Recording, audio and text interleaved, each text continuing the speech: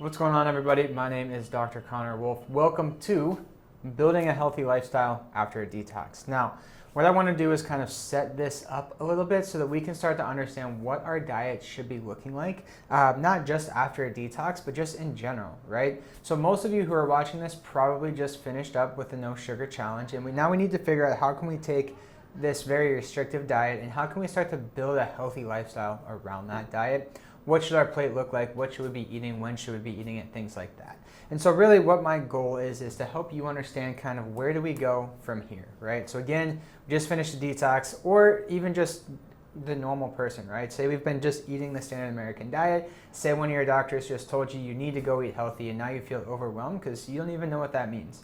Well, today we're going to talk all about kind of what we need to do to build that healthy lifestyle. So we're going to talk about what we need to do to establish a healthy relationship with food, how to reintroduce carbs and when to eat them. We'll talk about reviewing the common roadblocks to achieve your goals, and then also understanding how to build a healthy lifestyle to support those goals. Because it's not just diet, it's not just exercise, it's all the things that we're doing to make sure that we're building as healthy of a lifestyle as possible. Because in reality, it's that healthy lifestyle that you build that's going to help you achieve your health goals, not only right now, but for a long period of time, right? And so really the problem is that we're being set up to fail, right? I'm sure many of you recognize this food pyramid behind you, probably taught this growing up your entire life. Many of you may know at this point that, we aren't following this as much, but it's still kind of ingrained in everything that we do. We've switched over to more of the My Plate type of a recommendation now, but it's still very similar, right? Where we've got our fats and oils up here at the top. Don't eat a lot of fat, use the oil sparingly, things like that. And the foundation for our pyramid is built on carbs, right? Bread, pasta, potatoes, rice, all that stuff. That's where we need to be getting most of our food from. Now we've got fruits and vegetables here, and then milk, yogurt, cheese, our dairy products, and then of course our meat up there at the top. So saying that we should be eating more carbohydrates than protein and fats, some vegetables, some fruits, things like that.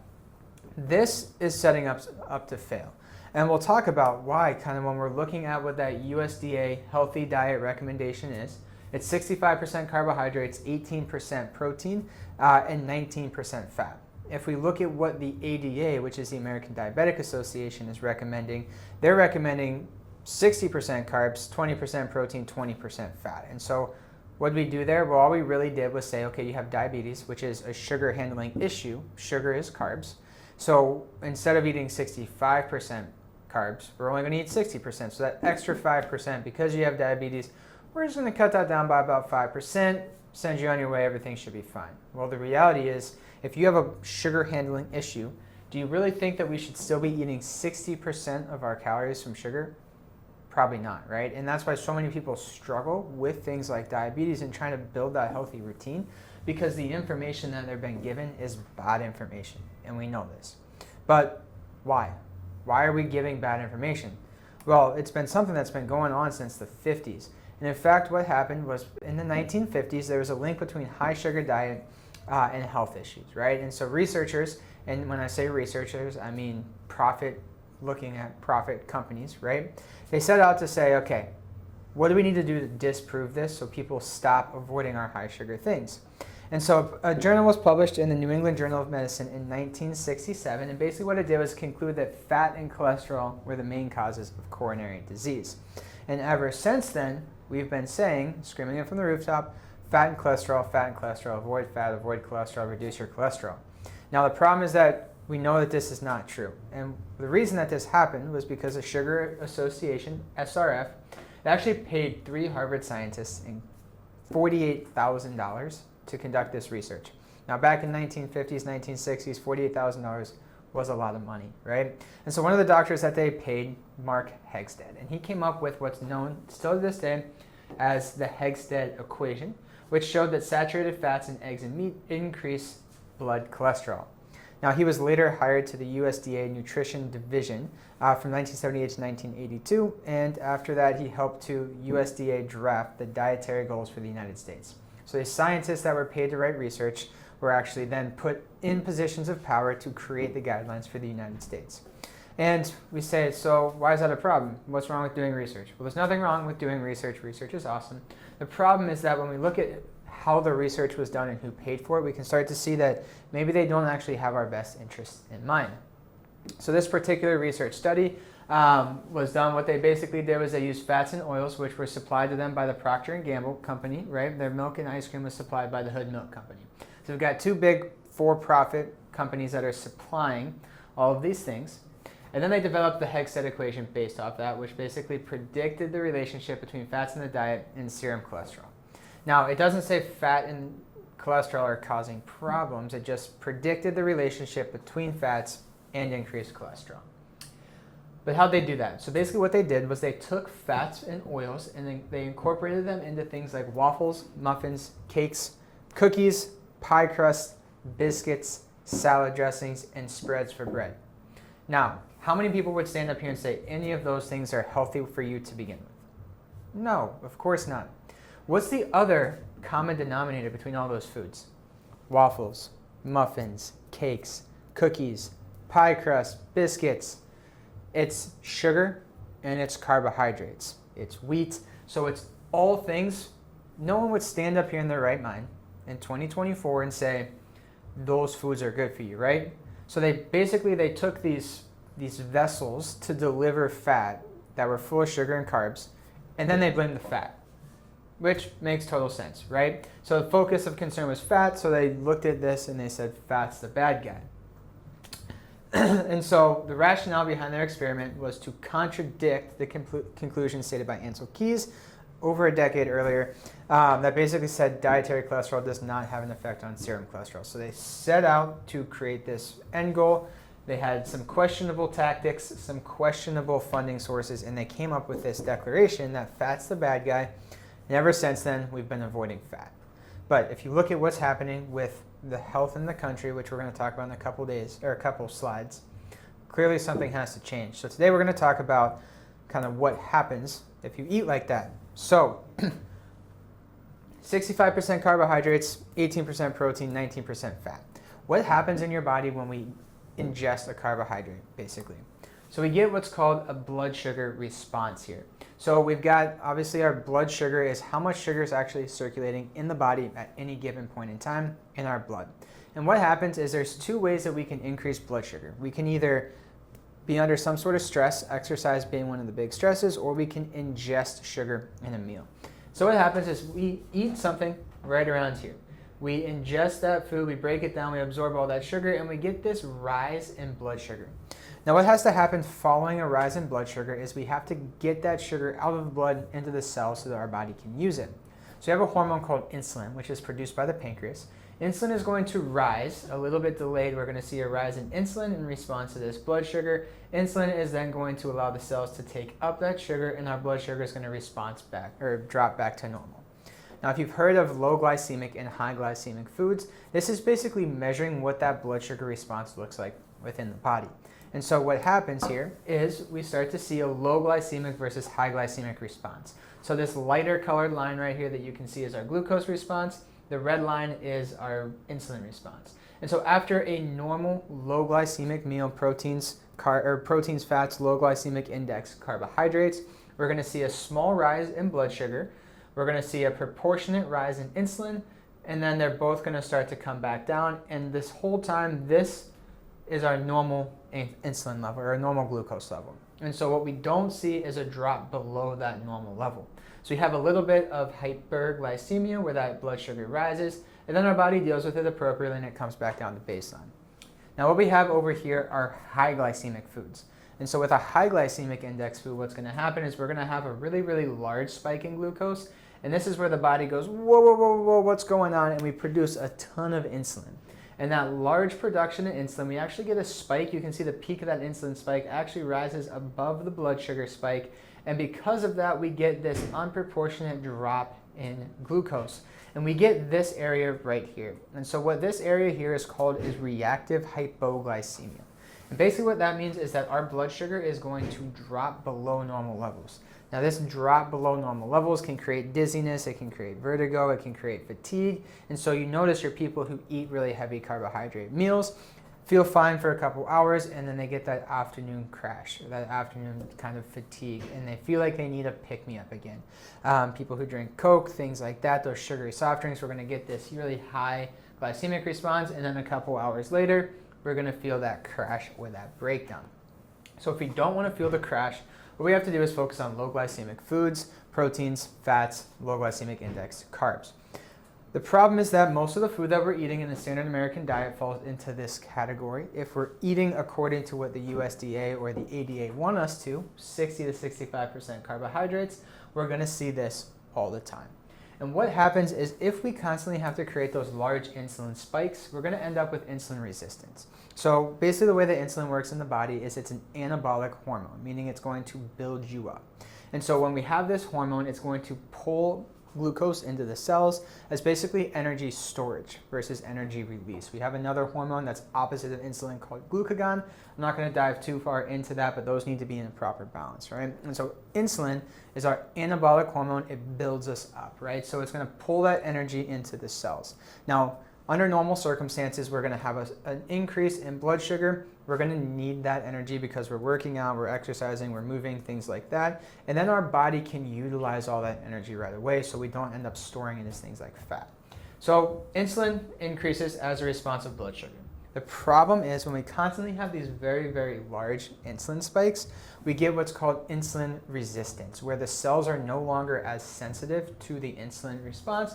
And so in order to bring the sugar into cells, it takes more and more insulin every time. So that insulin level over time slowly starts to rise until we get beta cell dysfunction. Now, beta cells are the cells within the pancreas that actually produce that insulin. So those are basically like the little factories that are just churning out insulin, insulin, insulin all the time. And over time, if we're constantly pushing out all of that insulin because it takes more insulin now to have the same response and bring that blood sugar down, we're constantly producing more insulin. We're going to end up with dysfunction in those cells where they can't keep up with that need for insulin production. And then our insulin levels are slowly going to decline, which means that our glucose levels are slowly going to rise because we haven't changed the way that we're eating. We just can't handle that blood sugar as well. So our blood sugar levels are going to start to rise. We start to get diabetes, Alzheimer's, dementia, all that type of stuff, right? And so we know that insulin resistance precedes diabetes by on average 10 to 15 years, which means that people who are full-blown type 2 diabetes, they didn't just get that problem when they got the diagnosis. That's been going on for a very long period of time. So if we can understand that the way that we're eating has a huge effect on this, we can start to address that before we get to the issues. The problem is that once we get into this type of a situation, we kind of end up furthering our issue, right? So what happens is we eat food, we make insulin. The insulin then brings that sugar into the cells. If we start overproducing insulin because we're constantly creating that blood sugar spike, our cells are going to resist that insulin because they're saying, whoa, whoa, whoa, I'm full. I don't need any more energy. Stop trying to give me energy, right? So they become resistant. Then we store sugar as fat. The problem is that all that fat, it makes us tired and hungry. So then what do? We go back and we eat more food and the cycle repeats itself. So we know we need to break ourselves out of this cycle. And we also know that glucose gets blamed for a lot of this, but really insulin and insulin resistance is the precursor. And what the cool thing is that we're starting to see that insulin shift, that insulin resistance that occurs, is a precursor for a ton of different diseases. So insulin GH shift here promotes energy storage and lipid synthesis, so fat storage. It hinders lipid breakdown, which is fat, right? So it's going to increase fat storage, decrease fat breakdown. This results in obesity due to higher fat accumulation and lower energy expenditure. We also see down here at the bottom, hyperinsulinemia, so too much insulin is an important etiological factor, meaning that it underlies the development of metabolic syndrome, type 2 diabetes, cardiovascular disease, cancer, and premature mortality. Now, how much of this do you think correlates with the top causes of death? And the answer is a catastrophic amount, right? So we see metabolic syndrome, type 2 diabetes, cardiovascular disease, cancer, and premature mortality, all associated with insulin. So if you look at the most recent statistics from the CDC, the most recent full year that they have published is 2021. And so we look at that, and we look at the leading causes of death: heart disease, cancer, COVID-19 we'll talk about, accidents, stroke, can get linked in with cardiovascular disease, chronic lower respiratory diseases, Alzheimer's, diabetes, chronic liver disease, and cirrhosis. Nephritis, nephrotic nephrosis, those are kidney diseases. So if we look at all of the diseases in the top 10 here that were just previously associated with insulin, just the ones that they listed in that study, we get 1.5 million people dying a year from what could be underlying insulin insensitivity issues. That's a whopping 45.2% of all deaths in the United States in the year 2021 potentially linked back to insulin resistance. If we then increase that to include Alzheimer's, because we didn't include Alzheimer's in this, but there's a ton of research that's starting to show that Alzheimer's is really type 3 diabetes because blood sugar regulation issues start to affect the memory centers in your brain. So say we include Alzheimer's, which there's a lot of research to support that, we go up to 1.6 million and 48.7 deaths a year. And then what if we take it a step further? Because we know that the number one problem with COVID that was going to predict your mortality rate or how fast you were going to die was pre-existing conditions. The big ones being kind of the same things we just talked about, those metabolic syndrome, cardiovascular disease, high blood pressure, all that stuff. So we can kind of link those pre-existing conditions into death probability from COVID, and we can kind of link that in with this as well, because pretty much all of the reasons that you would die from COVID are these pre-existing conditions we just talked about already. That brings us to 2.1 million deaths a year, and over 60% of the deaths in the United States in just 2021 alone could be potentially linked back to insulin. So we know that this is a huge issue. And you guys have heard it before, right? If you eat the standard American diet, it will give you the standard American diseases. And what is standard American diet? What's that acronym? Is SAD. And we know that people who eat the standard American diet are SAD, right? So what do we need to then do to kind of overcome this? Well, this is where things can get very confusing, because you talk to one person, they tell you one thing, you talk to someone else, they tell you something completely different. So my goal here today is to kind of use research and use common understanding of physiology to guide you in the direction that makes sense for your body type, your activity level, what you are doing, and also makes sense with the goals that you want. Because two people with two different goals, they're gonna have to eat a little bit differently. So we've all heard it, calories in, calories out. If you want to lose weight, eat less. If you're watching this video, it's probably because you've tried to eat less and it didn't really help you lose weight, or you ate less and lost muscle mass and felt terrible and that wasn't what you wanted to do, right? So 75 years ago, they did a study on 36 conscientious objectors in 1944 during the World Wars. And what their goal was with that study was to predict how the men overseas at war would survive, or how they would do on war rations, because they didn't have enough food to feed everybody, right? So they were looking at, can we reduce the amount that we're feeding these guys, and can they still operate at the same level? So their calorie intake went from an average of 3,200 a day down to just 1,500 calories a day. And I'm sure most of you have heard, if you want to lose weight, eat 1,500 calories, eat 800 calories, eat 600 calories. Please don't do that. We're going to talk about why.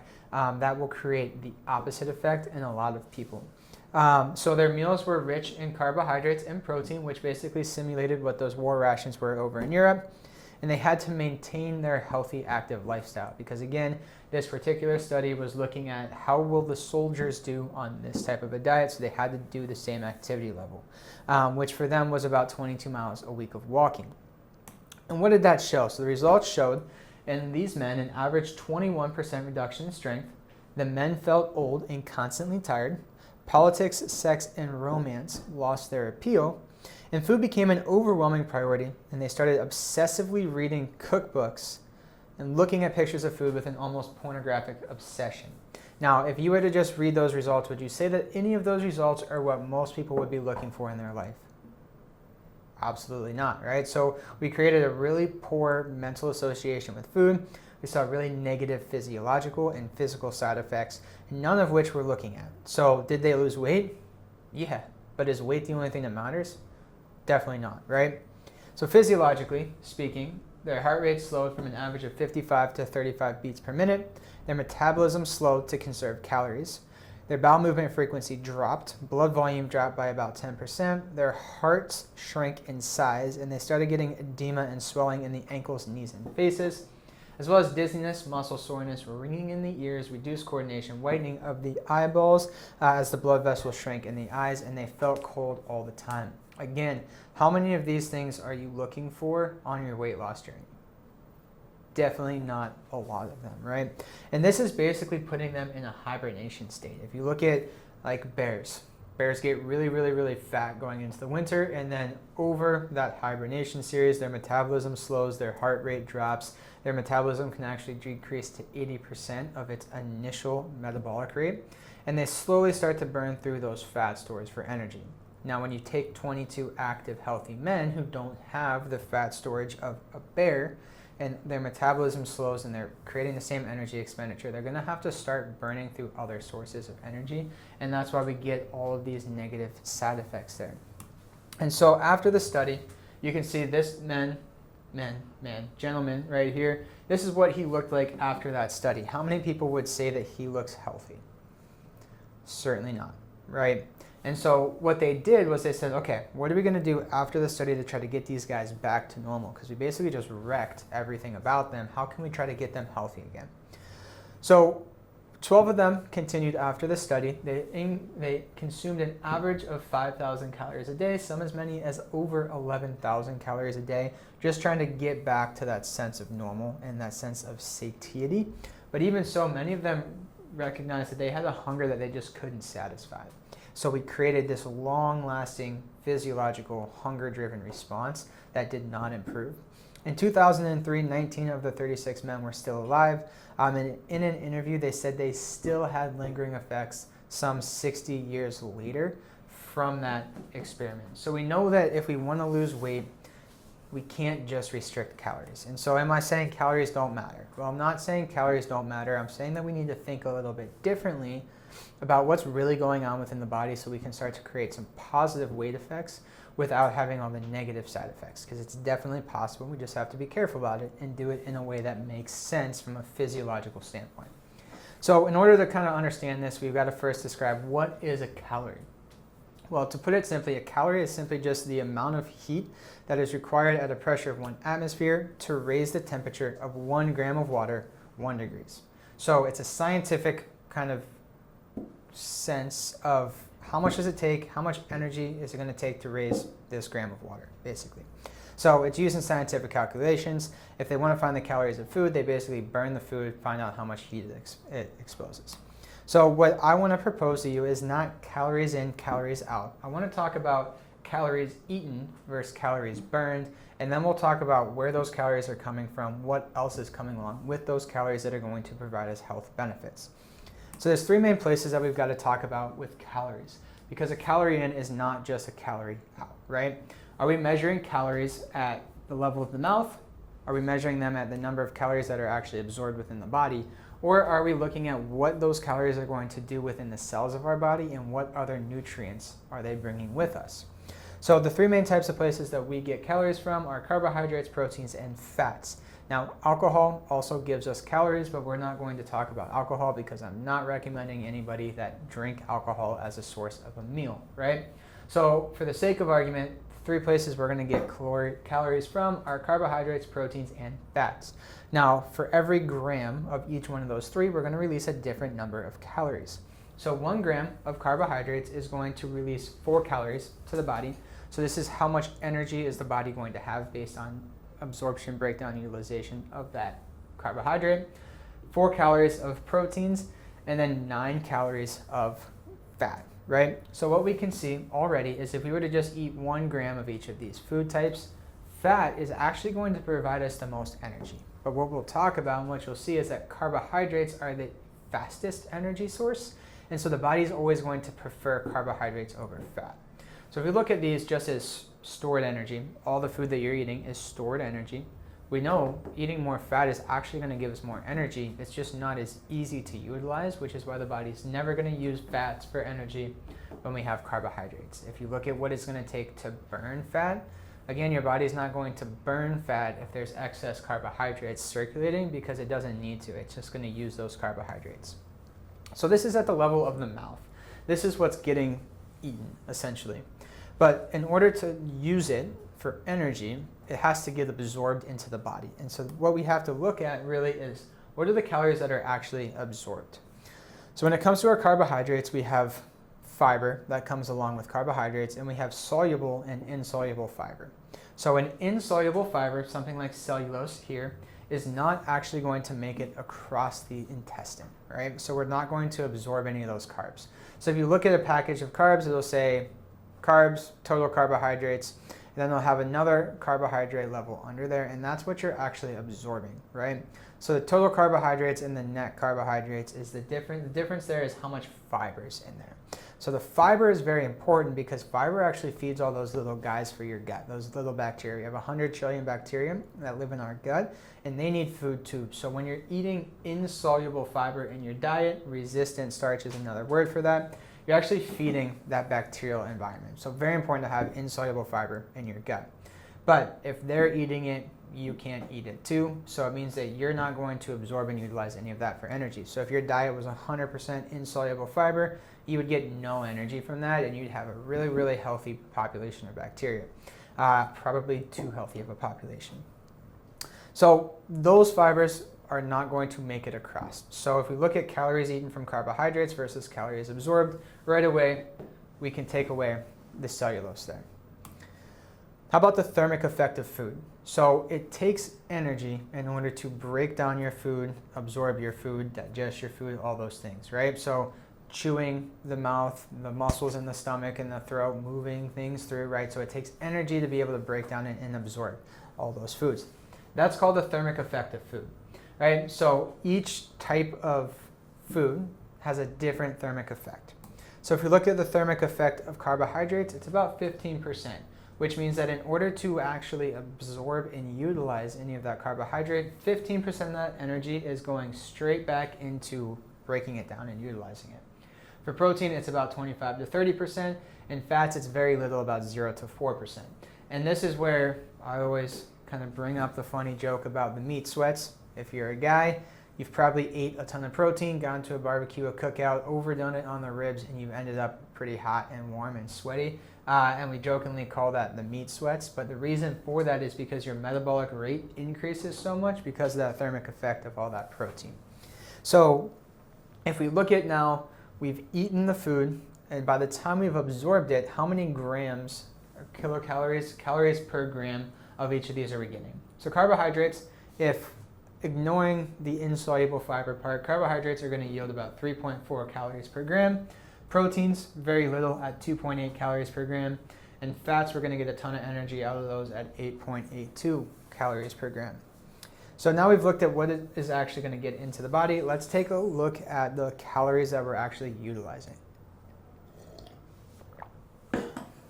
So this is where it comes into nutritional density, all the other things that are coming along with those. So carbohydrates are going to be broken and converted into glucose molecules. Glucose molecules are our fastest form of energy. When we talked about blood glucose, blood sugar, that's measuring the amount of glucose in our body. If glucose is not utilized, it's then stored as fat. So carbohydrates are purely energy for the body. If we look at proteins, proteins are very important. They're broken into amino acids. They're stored in what are called amino acid pools that can then be built back up to create other things. Proteins are used to build muscles, enzymes, signaling molecules, a lot of stuff like that. And they are our last resort for energy expenditure. So we will not lose muscle mass unless we don't have enough energy coming from sugar or from fat. So this is very last thing to get broken down. Fats are broken into free fatty acids, similar to proteins being broken into amino acids. Fats are also used to absorb fat-soluble vitamins, so vitamins A, D, E, and K, all of those need to come into the body utilizing fat. So if you don't eat any fat in your diet, you will not be able to absorb those very important nutrients. Fats are a slower energy source, but as you can see, fats are going to provide more energy than anything else. And if they're not, they circulate and are stored if not used for energy. So we talked about fat being associated with all these negative things. Can fat make you fat? Yeah, if you're eating too much fat and we're not using it for energy because we have too many carbs, we're going to store the fat. But if we're using the fat for energy because we don't have a lot of carbs, then we're not going to store it as fat. And this is kind of what we talk about with keto diets and things like that, is where we use fat for fuel. The key there is that we cannot have carbohydrates. So talk again about carbohydrates. We've got low glycemic foods and high glycemic foods. So when it comes to carbohydrates, things like fiber are going to slow down the absorption of blood sugar or glucose. If we're absorbing all that glucose at once, that's going to be a high glycemic food. It's going to create a high insulin response, and it's going to create that hypoglycemic effect. Our low glycemic index foods have more fiber that slows the absorption of the sugar, and it's not going to create any of that negative hypoglycemic effect. It's also not going to create that insulin spike, and because of that, we're not going to end up with insulin resistance. So this is what's kind of really important to think about when we're looking at carbohydrate consumption, is what's going to happen from a physiological standpoint. And that's really what I want to set up with how do we build a healthy lifestyle. Lifestyle is understanding physiologically what's going on, how our cells, how our body is responding to the food, so that we can work with that to create the results we want.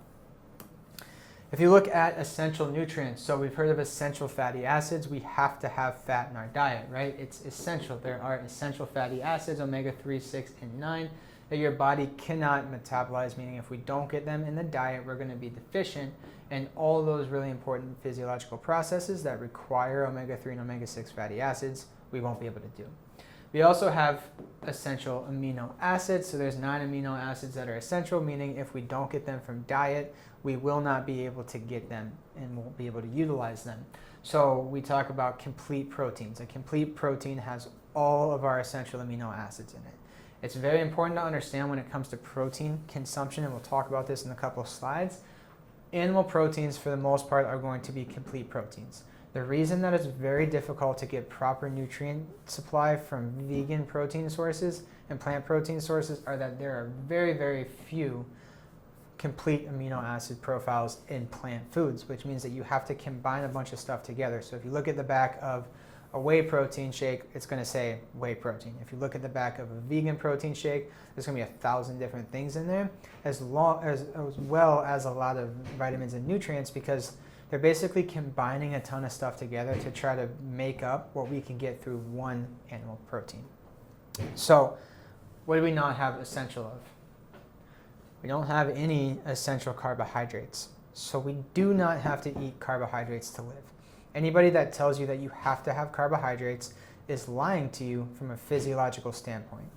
We do not need them for energy production. We do not need them for any essential functions in the body. Our body can create glucose, which is what gives us energy, from proteins and from fats, but it can't create any of these things from carbohydrates. So just know that from a physiological standpoint, we do not need carbohydrates in order to survive.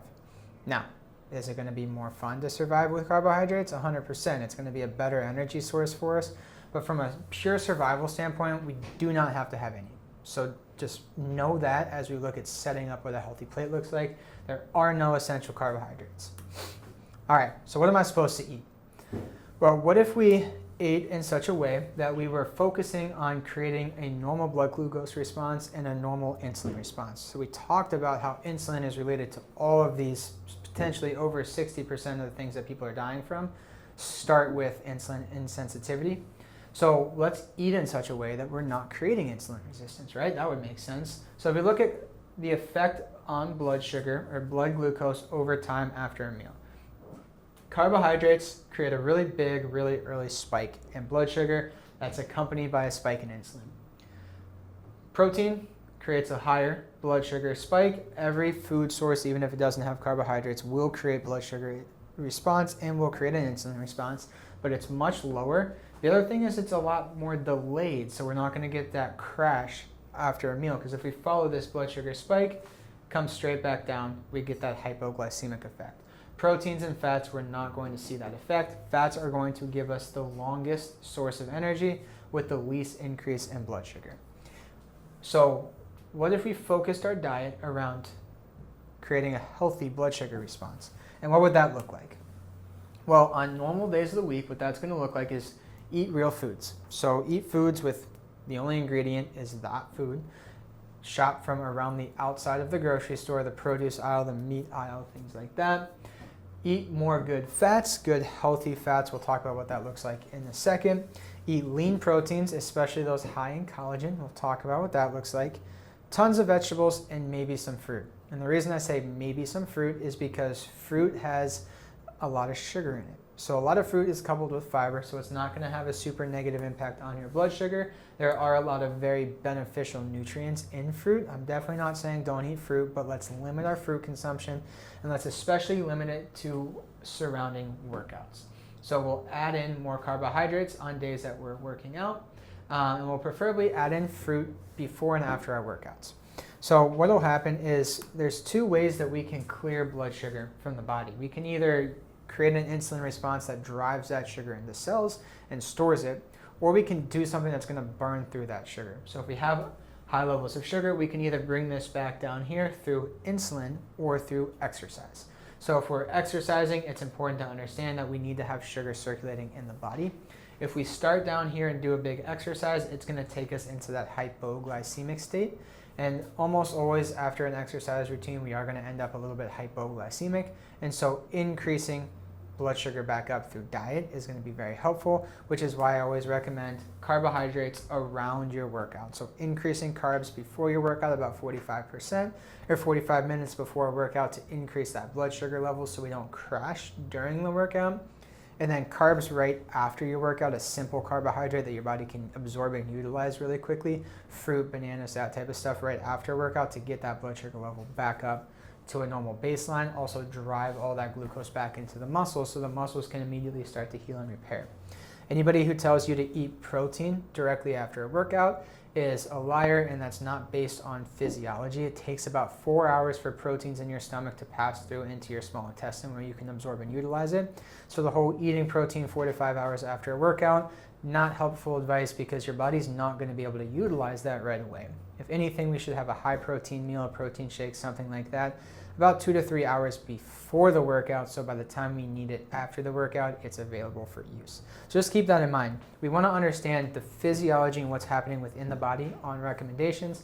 All the recommendations I'm giving you are based on how your body is going to deal with and respond to those foods. So we just want to ask questions so we understand what's going on. So when it comes to proteins, what type of protein should we be looking for? Now with all of our food, we talk about calories. Calories is important for weight loss, for energy expenditure, things like that. But with those calories, what are we getting? So we want nutrient-dense foods. What are the most nutrient-dense foods on the planet? Well, it's organ meats. So when it comes to eating protein, we need to eat a lot of organ meats. That's also going to give us a lot of collagen. If we look back to our primal instincts, back to nature, what's the first thing that a lion goes after they killed a gazelle? You don't see the lion chomping on the gazelle's quad. They go straight for the guts, straight for the organs, because instinctively they know that's where all the nutrients and all the benefits are at. So we want to get back to more of a primal way of eating. So eating organ meats is awesome. We'll talk about a couple different places that you can get organ meats from. You can get organ meats that come ground up in ground beef, bison, elk, venison, that type of stuff. Force of Nature is the website that we utilize for that. If you go to our bio, there's a link that you can click with a link for 15% off your first order, or 10% off on Force of Nature. I eat a lot of liverwurst. So liverwurst is basically like a summer sausage essentially, and that has ground up liver, kidney, and heart in it. I think it tastes great. If it freaks you out, get it ground up in your meat. You can also eat the organs plain. If you're not going to eat them plain, you need to substitute that in your diet, which is why we have glandulars. So liver glandular, male glandular, female glandular, adrenal glandular, thyroid glandular, digestion glandular, gallbladder glandular, immune glandular, blood sugar glandular, right? We have all of these glandular supplements that have those organs in there so we can give your body all the nutrients it needs. You don't need supplements and all that stuff if you're eating in such a way that you're getting your body those nutrients. So eat the organs. If you don't want to eat the organs, take the supplements, right? Outside of that, let's look for 100% grass-fed meat. Now, the meat needs to say 100% grass-fed, or it needs to say grass-fed, grass-finished. If it just says organic, that's not good enough. If it says conventional, if it says antibiotic-free, no hormones added, that type of stuff, that's great, but it's not good enough. We need 100% grass-fed, grass-finished. We'll talk about that a little bit when we get to the fats page next. But for all of our red meat, we need to look for that 100% grass-fed or grass-fed, grass-finished. Pasture-raised poultry, very important.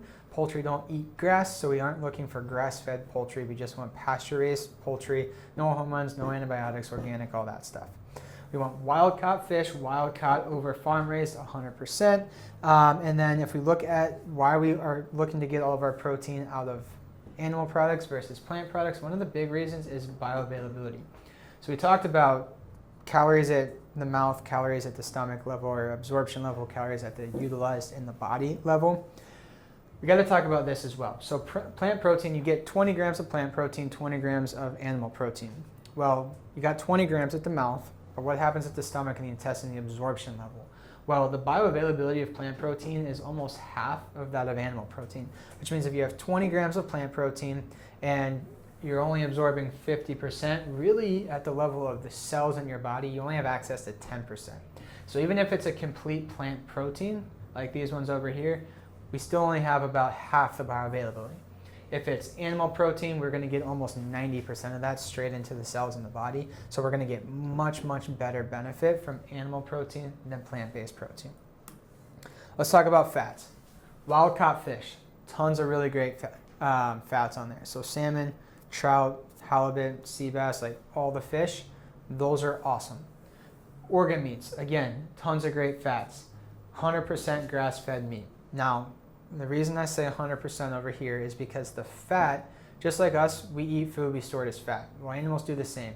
So if the animal is eating grass, eating a healthy diet, number one, there's going to be less fat in it. You'll notice that when you eat a steak. The steak is not going to be as marbled on a grass-fed cattle as it is on grain-fed. And that's why they feed cows grain, is because it fattens them up. So what you may see is if it just says grass-fed, chances are they fed it grass for its entire life. The last couple of weeks before they took it to slaughter, they fed it a bunch of corn and grain.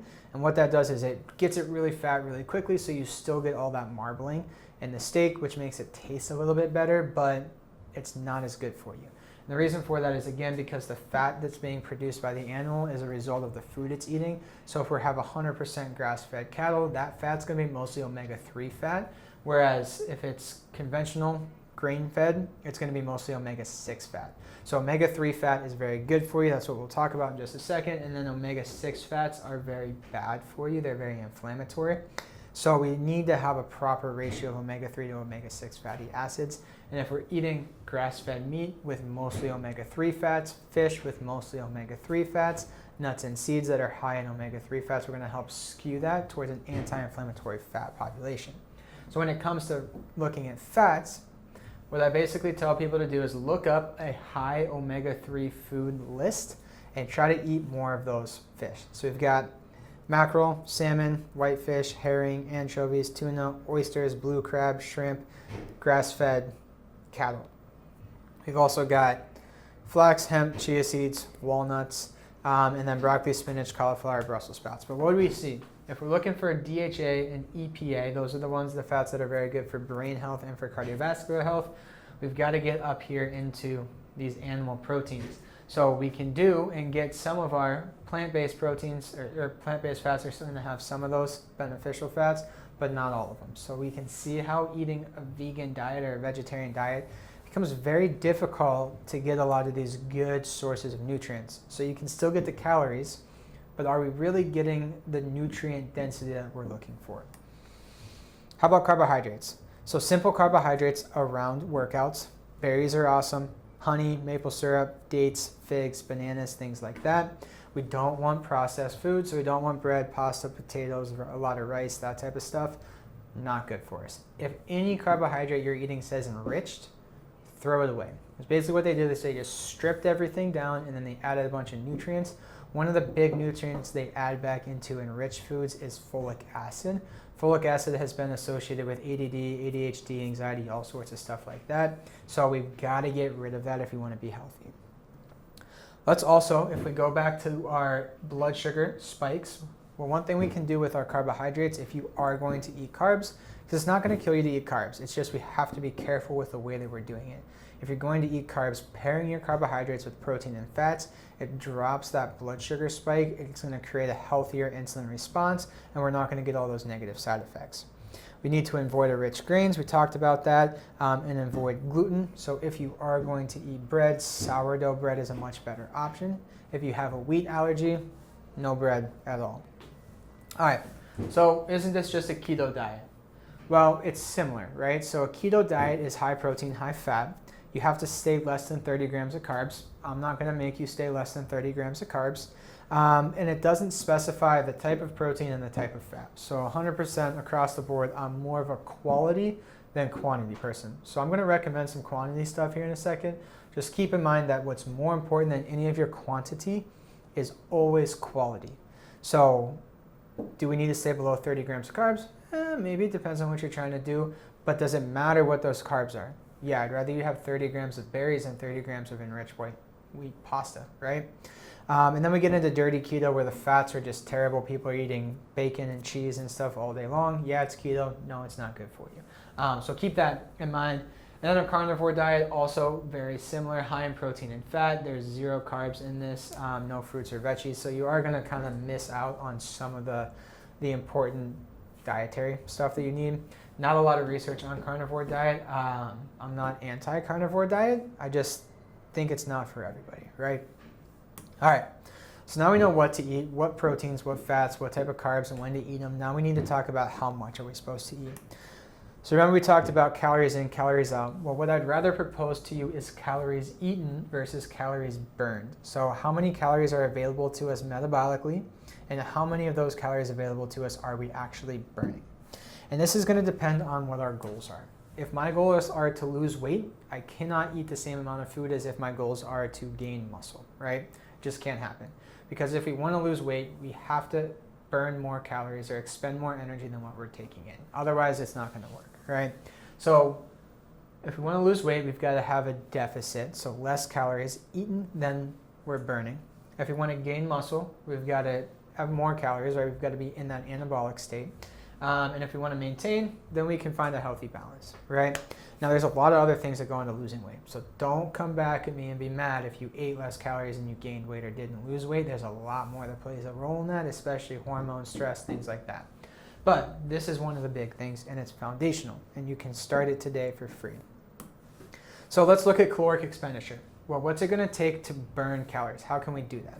There's 4 different ways. So we've got the thermal effect of food, which is what we talked about, how much of our food is going to be, how much of that energy is going to be utilized to absorb and break down that food.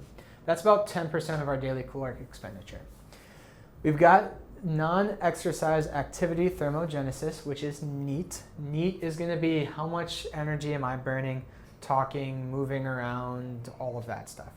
We've got our basal metabolic rate. Basal metabolic rate is how much energy does it take just for me to exist. So think about if all you did all day long was lay in bed, how many calories is it going to take for your heart to beat, your food to digest, your lungs to breathe, right, all those things. So how much energy is it going to take to just keep us alive? That's about 60%, 65%. And then this 25% for NEAT, this is everything else that we're going to do on a regular basis. So thinking, moving around, making food, sitting at your computer, typing, that type of stuff, right? And then this is where we have the biggest control over it, is exercise. So you can't change your BMI, or you can, but not as rapidly, right? This isn't going to change as much because in order to change this, you'd have to do more movement, which then falls more into exercise. And the thermal effect of food is going to vary depending on the types of food that you're eating, right? So we've got control over this exercise here. So then we have to look at, well, what's our BMI, right? If we want to lose weight, we've got to calculate how many calories are we even burning to begin with. Otherwise, how do we know how many calories we need to eat? If we want to keep it less than a certain number, we've got to know what that number is. So let's calculate our basal metabolic rate and work backwards from there. So there's basal metabolic rate calculators that you can go into online. For the sake of this, I just put my information in there. So I'm 30, I'm 5'11", and I weigh about 160 pounds, which means that my basal metabolic rate is 1,700 calories. So just that alone, we can start to see where our caloric expenditure, if they're telling you to eat 800 calories, 1,500 calories, you could probably eat way more than that and still lose weight. Because what we don't want to do is we talk about calories in, calories out, right? So we've got, if we want to lose weight, we've got to eat less calories than we're burning, right? So if we want to have that deficit, this is kind of the range of that deficit. What happens if we go too low? your body goes into starvation mode or protection mode where it doesn't know if it's going to get more calories in the future, so it holds on and conserves everything. That's where we start to see the loss of muscle mass. That's where we start to see that basal metabolic rate drop, which we definitely don't want. Because if we go back here and we drop our basal metabolic rate, now we're expending even less calories. So we've got to find a healthy medium, right? So if I need to eat 3,000 calories to exist, but I'm only eating 1,000, my body's in protection mode. Whereas if I'm eating 2,500, 2,000, now I can kind of lose some of that weight because I'm not getting down into that protection mode. So knowing where you're at is super important. So for my case, my basal metabolic rate is 1,708 calories a day, about. Now I got to look at how much energy am I expending, because this is going to be my exercise, the other 5%. So I play golf, I run marathons, I do triathlons, all that type of stuff, right? So I track energy expenditure on my watch.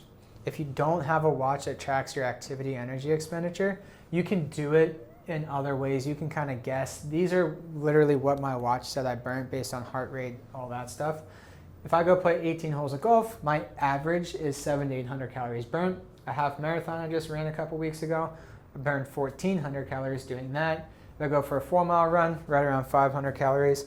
And if I do a 45-minute strength training routine, about 250 to 300 calories. You can see how much it varies based on your activity level. So if you don't have a way to track that, just go to Google and type in average calories burned during a 45-minute run or something like that, just to get a general understanding. I do not want you to try to be perfect. Trying to be perfect creates more stress. More stress means more weight gain. We don't want to do that. Don't stress out about it. But try to figure something out kind of close. If you need help with it, chat with one of us doctors. We would be more than happy to help you. So let's look at how many calories do I need in a day just to get through my activity levels. What do I need to do to maintain? So calories needed during the day is going to be what's your BMR, what's your energy expenditure, what's your thermic effective food, and what's your non-energy activity thermogenesis. So what's your need? So 1,700 calories are coming from my BMR. If I do a 45-minute or 4-mile run plus 18 holes of golf, just as an example, that's 1,300 calories. That's going to give me 3,000 calories a day from my basal metabolic rate and my energy expenditure. Then we got to talk about our thermic effective food and our non-energy activity thermogenesis. If I'm going to add those percentages back in, this math is not correct, I know that, but it's close enough. That's going to give me a total of 4,150. How many people would lose their mind if their doctor told them they need to eat 4,100 calories a day just to maintain where they're at? 100%, because what's every nutrition fact label say? 2,000. So if you're trying to cut down from 2,000, if I think my goal is 2,000 and it's really twice that, and I try to cut down and restrict off of 2,000, I'm so far below this and now I'm in starvation mode. So figure out what this is for you. Figure it out. You gotta know where you're starting at, right? Now, if I do less activity, if I say I don't work out in a day, well, I just cut my workout, my calories down by 25%, getting rid of those 1,300 calories. So now this goes all the way down to 2,700, right? So also understanding that on days you work out and exercise, you have to increase your calories. Otherwise, you're not going to give your body what it needs to heal and repair, right? So knowing this is important. Now, don't do this every day. Just get a rough estimate. Say, okay, if I do this much activity, this is kind of where I need to be at. If I do this much activity or no activity, this is where I need to be at. Because then you have a range and you can say, okay, this was a heavy activity day. Let's increase above that. I did nothing today. Let's, maybe don't need to eat as much, right? So figure that out. And then let's look at what is our body actually made of, right? Because all food is nutrition that's fueling our body. So what's our body actually made of? What does it need? If you look at the brain is composed of 61% fat, 35% protein, and only 4% carbohydrates. So if we want to eat in a way that supports brain development, brain health, brain energy expenditure, more fat, more protein, makes sense, right? But if you look at what the body is, body's 35% fat, 45% protein, 12% vitamins, 3% minerals, and only 5% carbs. So if the body's 5% carbs, if the brain is 4% carbs, why are we eating 60 to 65% of our energy from carbs? That doesn't really make sense, right? So what if we talk about something like this, where we're eating 55% fat from the healthy fats list, 35% protein from the healthy protein list, And then 10% is coming from carbs. And on days that we work out, we eat more carbs to match that increased energy expenditure. On days we don't work out, we eat less, making sure that our carbohydrates are coming from non-processed food, fruits and berries, and things like that. That makes sense from a physiological standpoint. Because again, we want to back everything up with physiology. We don't want to just do stuff because everybody said we should years ago, right? We want to understand the physiology of the body and make recommendations that are going to support normal physiology. So let's look at this for me. So if I wanted to shoot for 4,150 calories, 4,000 calories just to maintain, not to gain weight, not to lose weight, right? Just to maintain. If 55% of that comes from fat, remember there's 9 calories per gram of fat, right? And this is how many calories I want. So that means 2,200 calories need to come from fat, which means 253 grams a day are coming from fat. 35% coming from protein, so that's 1,400 calories from protein every day. There's less calories per gram of protein, which means I actually need more protein. And then carbs, 300 calories, 75 grams. So this is not keto. Remember, keto is less than 30 grams. And I'm not eating more weight in fat than protein. That's what people get that confused. They're like, oh my God, how am I supposed to eat that much fat? Well, I'm eating more grams of protein than anything else, right? It's just that I'm getting more of my calories are coming from fat because there's more energy in fat and it's more highly utilized. Now, when I did the calculations here, I did not take into account the thermic effect of food because I took that into account when I was calculating my total calories up here. So if you do it if you go back and look at the slides and calculate things the way I did, you do not need to worry about the thermic effect of food, and you can use this 9, 4, and 4 there. Right? All right, so we've talked about what am I supposed to eat, how much am I supposed to eat. Let's talk about when are we supposed to eat. So this is the other thing that gets kind of confusing in a sense, right? Everybody wants to always know about intermittent fasting. Should I intermittent fast? So what are the benefits of intermittent fasting? Well, weight loss, lower cholesterol, improved blood sugar, less inflammation, improved cognition, protect against neurodegenerative diseases. Sounds great. Everybody could benefit from those, but that does not mean that everybody should do intermittent fasting, nor should you do it all the time. But let's talk about first what it even takes to be a fast, right? So in order to be a fast, your body has to be burning calories from within itself, not from its last meal. So after a fast starts, essentially, if we start the clock at the time you ate your last meal, the first 6 hours after that meal, you're using energy from your last meal. For the next 6 hours to 14 hours, the next 8 hours, you're going to be using energy from your blood sugar. So we've got sugar that's stored in our blood, our muscles, and our liver. So during basically for the first 14 hours, we're using energy the body already has circulating. Once we get past hour 14 and we're not eating, so our blood sugars come back down to that kind of base level, it's going to go down if we don't either increase a meal or take reserved energy storage, and that energy storage comes from fat. So at hour 14, we start burning fat, and for every hour after that, we're getting the benefits of the fast. So if you do, the most common way to start a fast is doing a 16-hour fasted window and an 8-hour eating window. Well, you think you're doing a 16-hour fasted window, you're really only getting 2 hours of the benefit. So everything that we can do after 14 hours is just maximizing the benefit from that fast. But really what this is timed eating. We've got to go more than 24 hours to consider the fast. So if we're just doing a 20-hour fast with a 4-hour eating window, we're not technically fasting, we're doing timed eating. You get a bunch of benefits from it, it's good for you, but not everybody should be fasting. So males, for the most part, always fast all the time, go, go, go, not going to be a huge issue. This comes down to hormonal regulation. Males, it's simple, almost always go ahead and fast. Females, sometimes fast. It's going to depend on what your hormonal and your adrenal health look like. Typically, it's actually better to eat early in the morning and skip your later meal. Most people who do intermittent fasting eat a big meal at dinner and then they don't eat again until lunchtime. But regardless, if you're a female, you need to have a conversation with your Wellness Way doctor first before you jump into a fast. Biggest reason for that is going into a fasted state is a stress on your body. Now, it's an acute stress that your body can adapt to in a favorable way. It's not to be confused with chronic stress, which is bad. So stress is good, acute stress is good, chronic stress is bad. Intermittent fasting is an acute stress. But if you've gone through a lot of chronic stress and your body's ability to adapt to stress is depleted, we can't be doing things like intermittent fasting, which is just adding fuel to the fire and putting more stress on your body. So if your hormones and your adrenal health is good, fast. If it's not, don't fast. If you don't know, talk to your doctor first so that you can figure that out. How about longer fasts? Males, my recommendation personally, do a 24-hour fast once a month. Do a 72-hour fast once a quarter.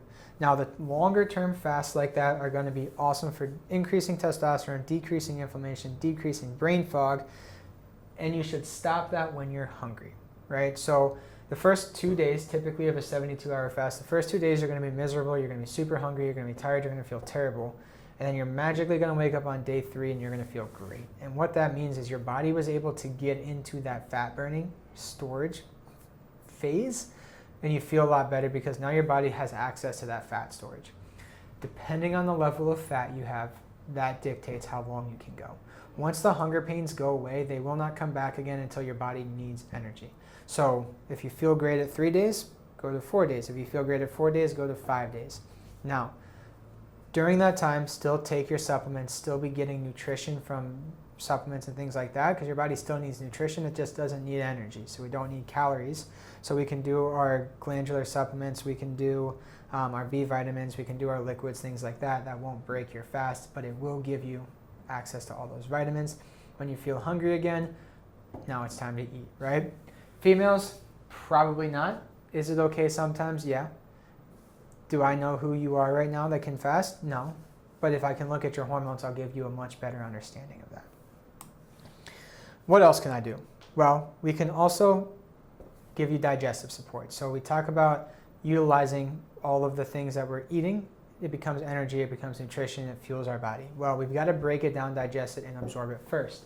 So things like bitters in your diet, cocktail bitters, digestive bitters, that actually stimulates your pancreas, which helps produce more enzymes that break down carbohydrates. So bitters with meals, what I do is I put a couple drops of bitters in soda water, drink that with my dinner or any carbohydrate heavy meal. That actually helps aid digestion. If you don't want to drink bitters, there's a supplement for that. You can take Wellzyme. How about breaking down proteins? Well, proteins are broken down mostly in the stomach through acid. So if we don't have enough acid, one of the biggest things that decreases our acid levels is stress. So if we don't have enough acid, we can take acid in the form of apple cider vinegar. So apple cider vinegar, right there, awesome, 15 to 20 minutes before meals. If you don't like the taste of it or you don't want to take apple cider vinegar, you can take Digestible, you can take betaine, HCl. There's supplements that we have for those who don't want to do the apple cider vinegar. And then fats. Well, fats are absorbed through gallbladder secretions. So the gallbladder secretes bile. Bile emulsifies the fat into little tiny droplets that can then be absorbed. So think about if you cook with butter or something and you go to try to wash it off the plate. It's very difficult to get off the plate. It creates that hydrophobic kind of environment and the water just runs right off of it. So you use soap. The soap emulsifies the fat, then you can get rid of it, right? So same thing with our body. If we want to absorb the fat, we've got to emulsify it first. That's what bile salts are for, produced in the gallbladder. If you don't have your gallbladder, or it's not produced, sorry, it's produced in the liver, stored in the gallbladder. What that means is that your gallbladder can contract and secrete that right away when you need it. If you don't have a gallbladder, it means the liver now has to produce it on demand, and it's a slower response. It delays our fat absorption. So can you live without a gallbladder? Yes. Should you live without a gallbladder? No. If you don't have a gallbladder, you need to take gallbladder complex, which is a bile salt replacement, so that when you eat the meal, you can absorb it right away. How about eating out, traveling, things like that? Because if we don't have access to healthy food, it's very easy to make poor decisions. So meal prepping. Let's try to make ourselves as successful as possible. Sit down at the beginning of the week, Sunday night, plan out what does the week look like? Where am I traveling this week? What do I have going on at night? What are the kids doing? And then meal prep in areas that you need to all at once, store it so that you have the healthy food available. I bought a bunch of little meal prep containers off of Amazon. I bought glass containers, 10 of them, they were maybe 30 or 40 bucks, right? So I meal prep a bunch, put it in the freezer, and then it's basically like a grab and go lunch. So I just walk out the freezer, grab a meal, take it with me, heat it up when I get to work. And it's easy, that way I don't have to think about it every single day. So make it as easy as possible. There's also meal delivery services and things that are available. So if you're struggling, reach out to us. We can help you find a meal delivery service in your area. And then the last one I put on here just for fun, cold plunging. I love cold plunging. I'm on a big cold plunge kick right now, but I got to bring it back to digestion. So how does cold plunging improve digestion? Well, cold temperatures are going to create a vasoconstriction effect on your extremities, and the outer blood supply is going to constrict. That pulls all that blood flow back into your internal organs, like your liver, like your digestive system, like your stomach. It's going to help aid in that digestive process. It's also going to slow the stress response over time. So cold plunging creates a really fast, acute stress response, and then we kind of reset at a lower stress level. Stress is one of the biggest things that decreases stomach acid production, which affects our breakdown of proteins there. So if we can do stuff to decrease chronic stress, we're going to then increase stomach acid over time, increase digestion over time. It's also going to increase brown fat production. Brown fat, unlike visceral fat and adipose tissue, is very important for thermogenesis. So increasing brown fat activity will actually increase your basal metabolic rate. You'll burn more calories and lose fat without trying to, because you've got better metabolic activity. So thanks for watching. Hope this was helpful. If you are trying these things and you don't seem like you're getting results, there may be other roadblocks going on. So stress being one of the biggest ones. Food allergies can also create an inflammatory response, so get your food allergies tested and build a healthy lifestyle around that. There can be hormonal imbalances, there can be other gut disturbances, there can be thyroid conditions. There's a lot of other stuff that can go on that can affect weight. So if losing weight is your goal, you've tried all this changing stuff around, you're not seeing the results, check in with someone, because we can help, right? We can do the testing, we can get you on track, and we can put together a plan that works for you individually. So this is all great stuff. It's all blanket stuff, trying to help as many people as possible with as many recommendations as I can, but it's not personalized. So if you need to take it to the next level, reach out to people that can help. Thanks for watching. Reach out, drop a comment below, like and follow for more information, and let us know how we can help.